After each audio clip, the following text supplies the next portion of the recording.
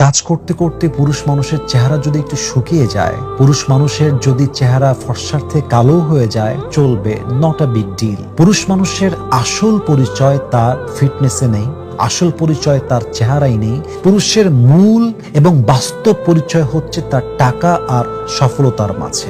আপনার জীবনে ফিটনেস কম হলেও চলবে, হাইট কম হলেও চলবে, আপনার চেহারা একটু কম সুন্দর হলেও চলবে, বাট অ্যাজ আ ম্যান, পুরুষ হিসেবে আপনার লাইফে একটা জিনিস কখনো কম হওয়া যাবে না, এবং এটার নামই সফলতা, এটার নামই হচ্ছে টাকা। পকেট ভর্তি টাকা থাকলে কালো মানুষকেও ফর্সা দেখায়, আর পকেটে টাকা না থাকলে একজন সুদর্শন পুরুষকেও দেখতে কুৎসিত দেখায়।